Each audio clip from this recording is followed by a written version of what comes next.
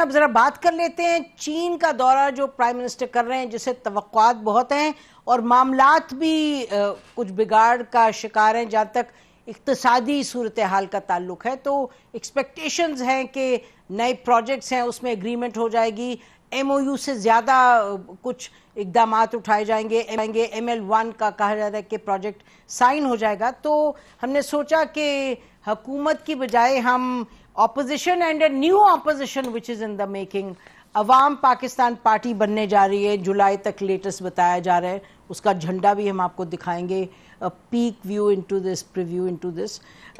तो हमारे साथ इस वक्त फॉर्मर फाइनेंस मिनिस्टर मिफ्त साहब, a businessman in his own right, Wharton graduate. लोग कहते हैं जी ये बड़ा ज़बरदस्त समझते थे फाइनेंस, और बहरहाल इनकी अपनी पोजीशंस का आपको मालूम है। He is now out of PMLN और अपनी पार्टी बनाने जा रहे हैं। बहुत शुक्रिया मिफ्ता फॉर जॉइनिंग अस।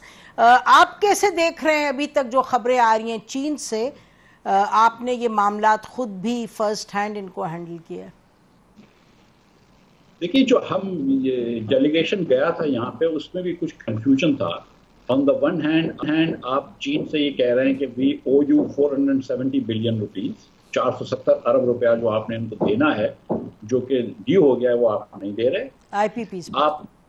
हाँ जी, IPPs को। और आप साथ साथ ये भी तवक्को लेके गए हैं कि जो आइंदा अगले 2-3 सालों में आपको उनको पैसे देने हैं 2-3 हज़ार अरब रुपया, वो भी आप कह रहे हैं कि उसको भी रीस्केड्यूल कर दो और उसके पीरियड को प्रोलॉन्ग कर दो 5 या 10 साल। तो एक तरफ जो उनका कर्ज आपके ऊपर ऑलरेडी है, आप उसको अभी दे नहीं रहे और आप बोल रहे हैं प्रोलॉन्ग कर दो, उसमें रियायत करो। और दूसरी तरफ आप ये कह रहे हैं कि हमको 2,500 अरब रुपए का कर्ज दे दो।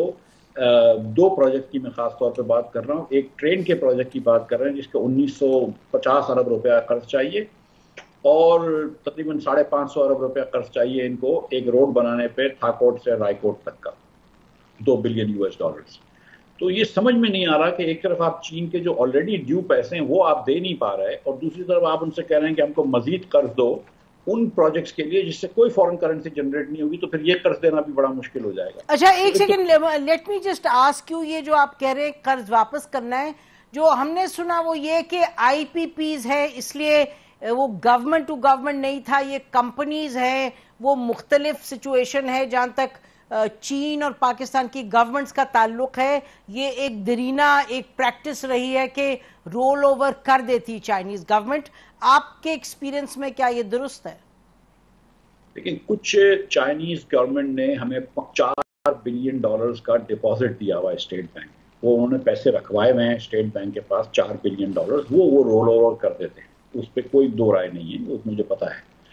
ये जो IPPs जो चाइनीज कंपनियां हैं, इसके पीछे हुकूमत पाकिस्तान ने सॉवरेन गारंटी दी हुई है कि अगर किसी वजह से आपको CPPA यानी कि जो सेंट्रल पावर परचेसिंग अथॉरिटी जो पैसे नहीं दे सकेगी आपको, या जो डिस्कोज आपसे बिजली ले रहे हैं वो आपको पैसे नहीं दे सकेंगे, तो हुकूमत पाकिस्तान आपसे ये हल्फ लेती है, ये वादा करती है कि हम आपको वो पैसे देंगे।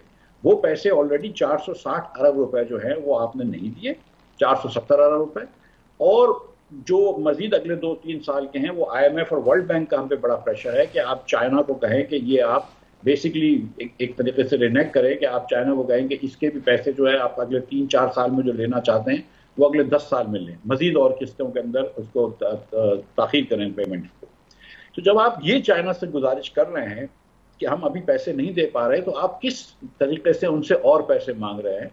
और अगर वो चाइना दे भी देता है तो हमें क्या और मजीद कर्ज इस वक्त देना चाहिए? इस वक्त पाकिस्तान का अगर सबसे बड़ा मसला ये है कि हम एग्जिस्टिंग कर्ज वापस नहीं कर रहे, जिसकी वजह से हमारी करेंसी डिवैल्यू हो रही है, जिसकी वजह से हम महंगाई आई हुई है, तो क्या हमें और कर्ज लेना चाहिए उन चीजों के लिए जिसपे A नुकसान होगा, ट्रेन जैसे मिसाल के तौर पर लगाएंगे, और B जिससे कोई फॉरेन करेंसी की आमदनी नहीं होगी, तो ये पैसे वापस कैसे करेंगे? तो आप क्या करते?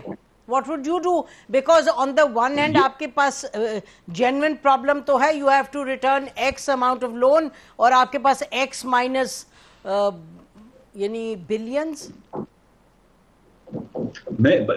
जो आसान तरीका है वो सबसे पहले तो यही है ना कि आप मजीद कर्ज लेना तो छोड़ दें, मजीद प्रोजेक्ट्स तो इस वक्त छोड़ दें। ये ट्रेन का प्रोजेक्ट 7 बिलियन 1900 अरब रुपए अगर आप खर्च कर रहे हैं इसके ऊपर, तो इस 1900 अरब रुपए एक तो ये फीजिबल नहीं है, ये the economic cost is far more than economic benefit, number एक। नंबर दो, इससे कोई फॉरेन करेंसी नहीं आपको जनरेट होगी। आप रेलवे को प्राइवेटाइज करें, प्राइवेट सेक्टर को अगर इन्वेस्ट करना है तो वो बिल्कुल लाभ करें, लेकिन आपको इस वक्त इस रेलवे के अंदर जो कि 80-90 अरब रुपया साल का वैसे ही नुकसान करता है, इसमें मजीद 1900 अरब रुपए डाल के आप क्या कर लेंगे? अच्छा मिफ्ता, आप फाइनेंस मिनिस्टर थे, ML1 जो है ये आज का तो नहीं, ये काफी पुराना प्रोजेक्ट है। जब आप थे फाइनेंस मिनिस्टर, आपने उस पे did you raise the issue you are raising now? Absolutely, और हमेशा अपोज किया है। जब शाहिद अब्बासी साहब वजीर आजम थे और मैं वजीर था, तो मैंने रेलवे सेक्रेटरी से ये कहा कि मैडम, उस वक्त एक खातून रेलवे सेक्रेटरी थी, कि जरा मुझे इसकी फिजिबिलिटी दीजिए। तो उन्होंने कहा सर हम जानते हैं कि फिजिबल नहीं है, लेकिन ये नेशनल इंटरेस्ट में है। तो मैं समझ गया कि ये इसका मतलब है कि ये फिजिबल बिल्कुल नहीं है। और सरताज अजीज साहब मरूम ने ये बात पॉइंट आउट की कि ये आप नई फास्ट ट्रैक करने के बाद, नया ट्रैक लगाने के बाद भी आप 1975 जितने ट्रांसपोर्ट पैसेंजर लेकर आएंगे। The fact of the matter is कि जब तक ट्रेन रेलवे प्राइवेटाइज नहीं होगा, आपको इसमें ₹1 भी और इन्वेस्ट नहीं करना चाहिए। उसके बाद ये बात भी आई है कि $150 मिलियन अगर आप खर्च करें तो इसके अंदर आप सिग्नलिंग सिस्टम बेहतर कर दें तो 2-2.5 घंटे बच जाते हैं। मैं ये जानता हूं कि फ्लड से बड़ा डैमेज हो गया था और रेलवे को कुछ ठीक करने की जरूरत है, लेकिन वो लोकल इंडस्ट्री से आपको स्टील का काम करवाना चाहिए। इससे अगर आप रेलवे के ट्रैक्स ही नए लगा रहे हैं तो हमको चाइना से करने की क्या जरूरत है? जी तो ठीक है, इट्स वेरी क्लियर कि आपने इस पे यू डन योर थिंकिंग, आपने एक पोजीशन जो है वाजे कर दी अपनी।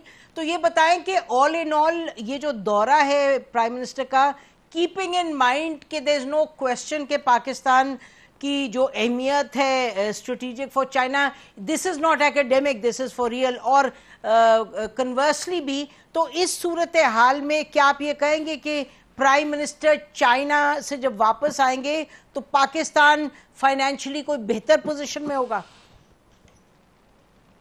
देखिए, अच्छी बात है कि प्राइम मिनिस्टर साहब चाइना गए हैं। बड़ी अच्छी बात है कि चाइनीज लीडरशिप से हाईएस्ट लेवल पे इनकी मुलाकात होगी और हमको चाइना से अच्छे स्ट्रेटेजिक रिलेशन रखना बहुत जरूरी है। I completely agree with that. And ये अब यूनिपोलर वर्ल्ड नहीं रही है, और जितना भी अमेरिका या जो वेस्टर्न इंस्टीट्यूशंस हैं, IMF, वर्ल्ड बैंक आपको पुश करते हैं, आपको you have to keep China as your friend. And China हमेशा हमेशा देरीना दोस्त है, इसमें कोई दो राय नहीं है।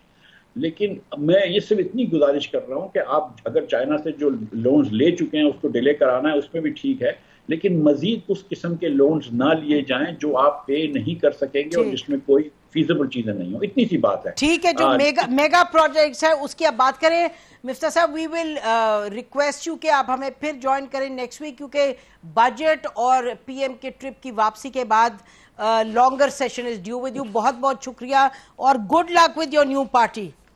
Thank you very much. Thank you very much. इसी पर प्रोग्राम खत्म करते हैं। खुदा हाफिज। पाकिस्तान जिंदाबाद।